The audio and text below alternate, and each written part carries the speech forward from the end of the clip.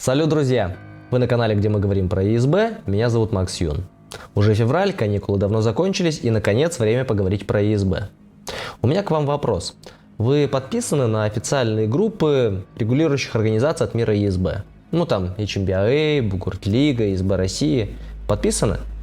Читаете их новости? Тема такая. Судя по статистике, статьи на официальных страницах читают не очень много человек. Скажем, группа ЕСБ России. Среднее количество прочтений статей 400-500, при том, что подписчиков около 3000. У Бугуртлиги, у Бит12 цифры еще хуже. Я понимаю, что следить за новостями из разных источников не очень удобно. Но недавно появился канал ЕСБ Новости, который аккумулирует новости из различных источников. Если что-то выглядит как рекламная интеграция, звучит как рекламная интеграция, пахнет как рекламная интеграция, это рекламная интеграция. Только бесплатная. Ребят, я хочу предложить вот что. Давайте время от времени обсуждать, что они там пишут. Я буду высказывать свое мнение на темы, которые лично меня зацепили, а вы в комментариях транслируете ваше мнение или темы для обсуждений. Какое-то время назад я расстраивался, что трава была зеленее, а бои зрелищнее. Мол, раньше было ресталище низкое, за него никто не цеплялся, люди задорно через него улетали, но не висели, как мокрое полотенце на белевой веревке. Помните это видео? Оно, кстати, одно из самых комментируемых на моем канале, и вы в основном соглашались, дело в ресталище. Потом мы провели стрим с Сергеем Мисичевым и Сергеем Уколовым, где вместе пытались придумать, как сделать спорт лучше, а бойцов бодрее. И либо к нам прислушались, либо и без нас маршальский комитет уже давно осознавал проблему и думал, что с ней делать. 21 декабря 2020 года был опубликован отчет конференции ЕСБ России, где, среди прочего, глава Международного маршальского комитета Сергей Евгеньевич Мисичев рассказал о проекте HMB Future, целью которого является выявление работоспособных идей по улучшению текущих правил и регламентов бугуртных боев. Изменения направлены на повышение зрелищности соревнований. Конечно же, без ущерба безопасности бойцов. Круто. Большие боссы настолько осознают проблему, что создали под это целый проект. Дальше пишут. Главной новостью стало предложение по модификации стандартного ресталища для исключения захвата бойцами борта во время клинча, что кардинально меняет весь ход боя, делая его гораздо более динамичным. Также принято на рассмотрение правила относительно касания ресталища коленом или щитом во время атакующих действий. Еще одна новинка – разрешение замены бойцов прямо во время раунда. А вот обо всем этом давайте поподробнее. На самом деле идей было куда больше. Их тестировали в питерской школе ЕСБ на одной из доспешных тренировок. Среди них были те, которые лично мне показались очень интересными, однако в финале шорт-лист они не попали. Тестировались разные варианты борта. Первое. Стандартная высота, но ширина такая, что невозможно ухватиться рукой. То есть положить локоть, опереться можно, а вот зажать подмышкой или ухватиться кистью нельзя. И второе очень важно, потому что если возможность сохраниться кистью остается, то кардинально рисунок боя не меняется. Именно этот вариант ограждения отобрали для дальнейшего тестирования. Но и про другие варианты я расскажу. Вот один из них. Такая же ширина, то есть достаточно широкий, а высота чуть выше пояса, как было раньше. Такой вариант забраковали, потому что есть риск повредить спину. Собственно, из-за этого от них и отказались много лет назад. Жаль, конечно. Одна часть меня понимает, что это верно, и безопасность бойцов превыше всего, а другая не может забыть, как здорово люди улетали через такое ограждение. Третий вариант. Такой же широкий борт, но еще ниже. К риску травмировать спину добавляется риск травмировать колено. Кроме того, на такой стол человека можно уложить, как на наковальню. При самом фиговом сценарии у него откроется поясница, тут ему и конец. Четвертое. Также тестировали борт стандартной высоты, стандартной толщины, но с зашитой боковой стенкой, так, чтобы не было возможности полностью обхватить верхнюю перекладину. Честно говоря, это мало чем отличается от того, что мы имеем сейчас, и в такой модификации нет никакого смысла. Конечно, самый низкий борт – самый задорный вариант. Лично я себя тут чувствовал очень уверенно, но и поспорить с тем фактом, что эта конфигурация небезопасна, нельзя. Что касается прототипа, отобранного для более широкого тестирования, стандартная высота, но очень широкий борт, это такая барная стойка, это самый компромиссный вариант. Спину никто не сломает, но отвисеться на ограждении уже не получится. Опереться на него можно, а вот намертво вцепиться – нет. Кроме модификации бортов, были идеи, освежающие правила. К примеру, была очень криповая затея.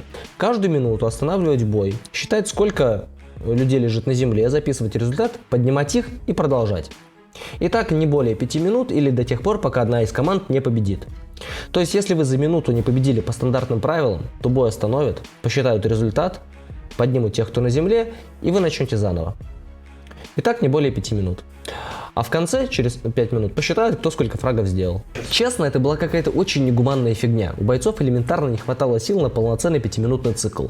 После одного такого мы чувствовали себя мертвыми. Возможно, это из-за того, что данный вариант тестировался последним. Как бы то ни было, я рад, что его все-таки забраковали. Наставьте его для тренировок, скажем, когда вам нужно за короткое время измотать всех, кто пришел в зал. Был прикольный формат, при котором каждый, кто стоит в специальной зоне, примерно метр от борта, считался мертвым на момент окончания боя. Был вариант, при котором эта зона была только около коротких бортов, был вариант, который распространялся на весь периметр. На мой взгляд, это нововведение наилучшим образом стимулирует бойцов оторваться от бортов. Мне очень понравилось, динамика совершенно точно выросла. Я не знаю, почему именно этот вариант не прошел дальше. Возможно, из-за того, что отслеживать положение бойцов на момент окончания боя чрезвычайно непросто. Тех, кто висел на ресталке, видно сразу, это понятно. А вот тех, кто в момент окончания боя был на самом краю зоны, и когда произносилась команда «Стоп», делал шаг через маркирующую линию. Понимаете?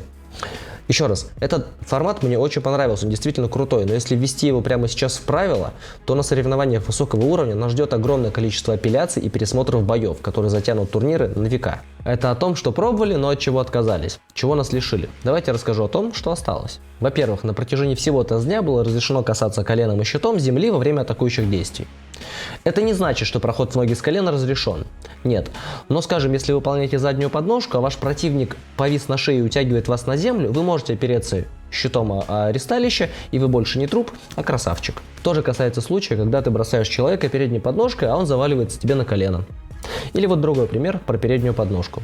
Многие были бы рады выполнять ее низко, при том варианте, когда твоя нога, перекрывающая шаг противнику, практически лежит на земле. Я всячески за введение этой фишки. Это точно разнообразит используемую борцовскую технику. Бойцы будут смелее совершать красивые броски.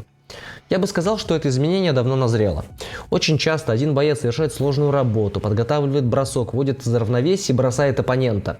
А тот в последний момент виснет на шее инициатора и вынуждает его коснуться щитом либо коленом земли. В итоге мы имеем достаточно несправедливую обоюдку. В такой ситуации инициатор броска должен на голову превосходить жертву, чтобы избегать подобных обоюдок.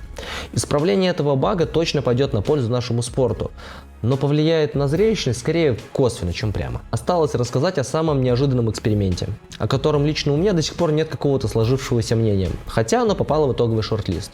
Я имею в виду упомянутые в отчете Сергея Месищева бои с заменами прямо посреди раунда. То есть бой идет, все дерутся, и в какой-то момент маршал объявляет, что сейчас можно совершить замену. При этом бой не останавливается. И на это выделяется, скажем, 20 секунд. О плюсах такой концепции.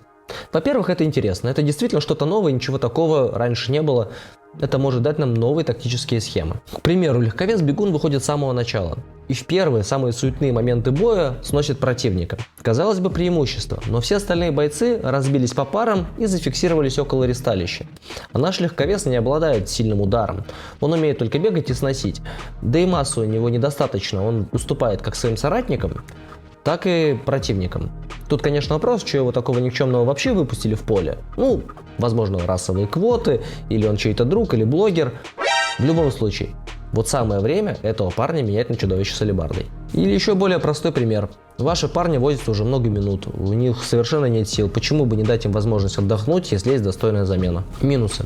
Не могу сказать, что я видел какие-то минусы. Скорее, огромное количество недоработок, которые еще предстоит пофиксить.